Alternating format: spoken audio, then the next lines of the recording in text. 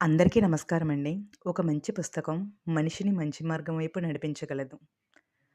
ఈరోజు విద్యార్థుల విజయానికి సారథులు అధ్యాపకులు అనే ఈ మంచి పుస్తకంలో ఉన్న మంచిని మీతో పంచుకోవాలనుకుంటున్నాను.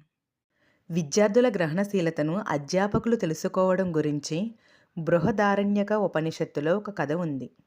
ముందు దాని గురించి తెలుసుకుందాం. బ్రహ్మదేవుడు సకల జీవులను సృష్టించాడు. వారికి దేవతలు, మానవులు, దానవులు, పిల్లలు అని పేరు పెట్టారు. దేవతలకు వార్ధక్యం, వ్యాధులు ఉండవు. సోమపానం, సురాపానం, రంభ, ఊర్వశి వంటి అప్సరసల సాంగత్యం లాంటి సకల భోగాలను తనివితీరా అనుభవిస్తూ తిరుగుతూ ఉండేవారు దేవతలు. మనిషి అయిన వాడు సంపత్తిని పెంపొందించుకోవడంలో ఎక్కువ శ్రద్ధాశక్తులు వెచ్చించే డబ్బు పిచ్చి ఉన్నవాడు. అందువల్ల అతన్ని లోభం ఆవహించింది. దయా కనికరము కరువైనవాడు దానవుడు. ఇతడు కోపిష్టి, పైగా నిర్దాక్షిణ్యంగా ఇతరులను హింసిస్తూ ఆనందించేవాడు. ఈ ముగ్గురు బ్రహ్మదేవుడు సృష్టించిన పిల్లలే. ఈ ముగ్గురు సదా సామాన్య సుఖాలలోనే మునిగి ఉండడం వలన తమ జీవితం పట్ల వారికి ఒక విధమైన విసుగు, వైవిధ్య రాహిత్యం పుట్టుకొచ్చాయి. దాంతో వాళ్లకు ఏ హ్యత జనించింది. ఈ పరిస్థితిలో మార్పు తీసుకురావాలని ఆ ముగ్గురు బ్రహ్మదేవుని వద్దకు వెళ్ళి, విధాత, శాశ్వతమైన నిరంతరమైన ఆనందాన్ని మాత్రం పొందడానికి మాకు ఒక దారి చెప్పండి అని ప్రార్థించారు.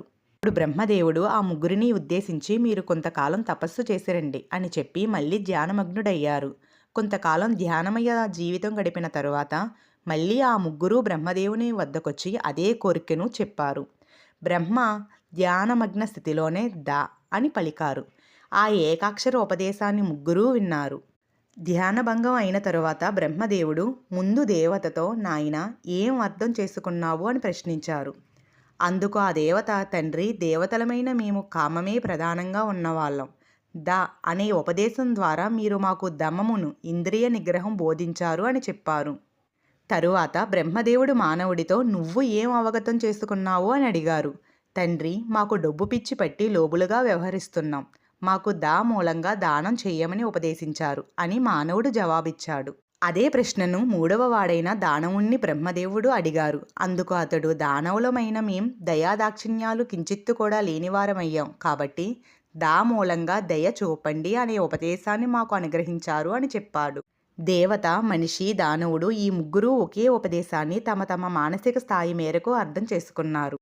ఈ ఉపనిషత్తు కథ ఏం బోధిస్తుందంటే, అధ్యాపకుడు ఒకే పాఠాన్ని తరగతిలోని అందరి విద్యార్థులకు అరమరికలు లేకుండా చెప్పినప్పటికీ తమ తమ మానసిక స్థాయికి తగ్గట్టుగా విద్యార్థులు అర్థం చేసుకుంటారు. ఈ అవగాహన లేదా రిసెప్టివిటీ ఒక్కో విద్యార్థికి ఒక్కో స్థాయిలో ఉంటుంది. దానికి అనుగుణంగానే అధ్యాపకులు విద్యను బోధించాలి.